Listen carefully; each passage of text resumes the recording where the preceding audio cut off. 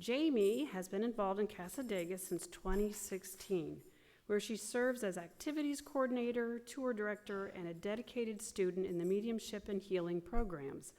Through her work and studies, she shares deep passion for spirit and healing and enjoys sharing the rich history of Cassadaga with all who visit.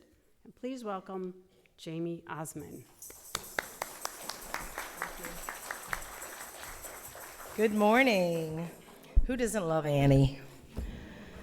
I was telling them that I remember many a time when I was a child in the living room singing the whole soundtrack.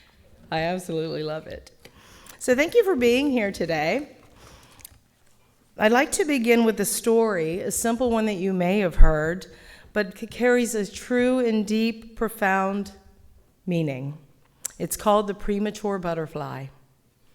Once upon a time, a man discovered a cocoon in his garden, and inside a butterfly was struggling to emerge. The man watched as the small creature pushed and pressed against the cocoon, fighting to break free through the tiny hole. After a long while, the butterfly seemed to stop moving. The man thought it must be exhausted. He felt compassion and decided to help. He carefully took a small pair of scissors and cut the cocoon open, just enough to free the butterfly. The butterfly emerged easily, but its body was swollen and its wings were small and crumpled. The man waited, expecting it to expand and take flight, but it never did.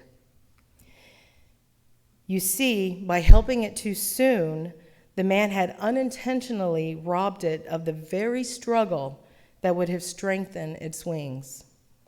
The pressure of squeezing through that tiny opening was nature's way of forcing fluid from the butterfly's body into its wings, the process that gives it the strength to fly. And so the butterfly spent its life crawling, but never being able to soar as it was meant to. The story is simple, but it speaks directly to the heart of the human experience. All of us have known moments of struggle, seasons where we feel trapped in our own cocoons, times when life seems tight, dark, and constraining, and we long for something just to cut us free. Maybe it's a period of loss, illness, heartbreak, or confusion. Maybe it's a time when our prayers feel unanswered, when the light ahead seems too far away. And yet, what if, just like that butterfly, our struggle is not a punishment, but a preparation? What if the very pressure we wish would disappear is actually strengthening our spiritual wings? Growth requires resistance. Muscles grow when they're tested. Seeds sprout only after breaking open. Diamonds are born of pressure, and souls, our divine eternal selves, are refined through the sacred tension of challenge. When life presses against us, it's often an invitation to trust, to stretch, or to transform. When I first got here, back in 2016, I met a man on the porch of the bookstore. And he asked me, I don't remember where it was, he asked me if I knew where somebody in the camp had lived, because he had been here many, many years before, and he had known this person. He had just arrived into camp that day, and he explained to me that he had nowhere to stay, and he was trying to find that person to see if he could spend the night with them. That time I lived in Port Orange, so I had spent the night, or I was spending the night at the Cassadaga Hotel, so I had a room, but I lived close enough that I could have gone home and spent the night. But it started raining really, really hard that afternoon. And I thought, if I see that gentleman again, because he told me that if he couldn't find them, he was just going to have to stay in the woods somewhere. So I thought, if I see that gentleman again, I'm going to give him my room and I'm going to go home and spend the night. Well, I never did see him again. And the next day I was telling one of the teachers here that story, and he said to me, "Why would you do that?" Why? And I thought, well, that's a strange question. I was trying to do something nice. He was going to be out in the weather, and I didn't have to be. But he said, but what if you're going to take away a lesson in life for him? And I never even thought about that. I was like, wow. It never occurred to me that by trying to help him, which we're all like taught to do, that I might be robbing him of a life lesson. So that kind of opened my eyes. And we live in a world that praises speed, instant answers, quick fixes, fast results. But spiritual growth does not work that way. There's a divine timing in everything. Just as the caterpillar must rest in stillness before it becomes a butterfly, so too must we go through our own seasons of waiting. Sometimes we think, why isn't it happening faster? Or why hasn't my healing come? But from a higher perspective, we are not waiting for something, we are being prepared for it. If we emerge too early, if we're pushed before we're ready, our wings of understanding won't be strong enough to sustain us. Spirit often whispers, not yet, not yet. Not as a denial, but a protection. Patience then isn't passive, it's powerful. It's faith in divine order. It's soul saying, even when I can't see the plan, I trust that there is one. Let us return for a moment to the man in the story. His intentions were kind. He wanted to help, but compassion without understanding can sometimes do harm.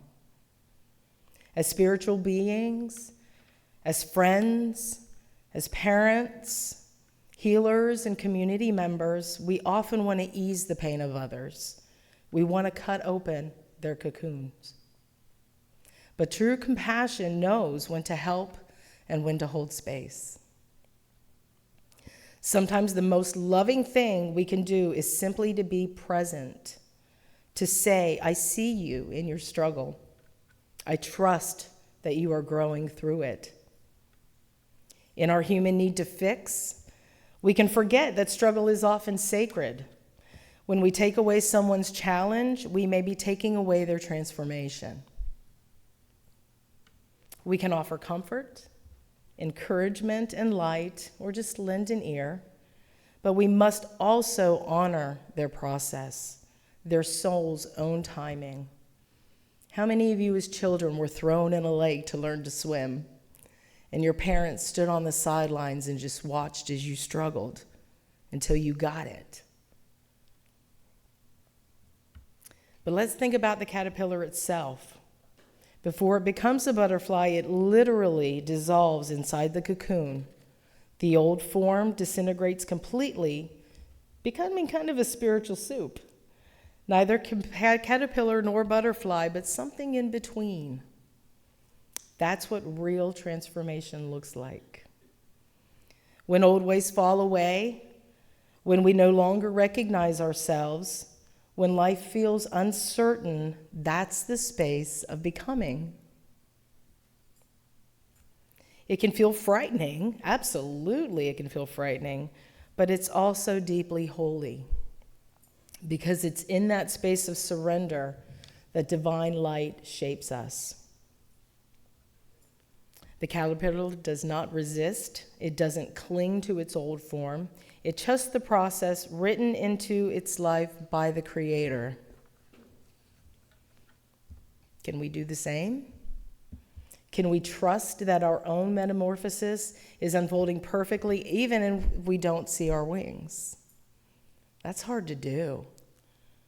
It's really hard to do, especially when we have no idea what we're walking into. But when the butterfly is left to follow the process, it emerges, not prematurely, but in perfect timing. Its wings are ready, its body's light, its spirit's free.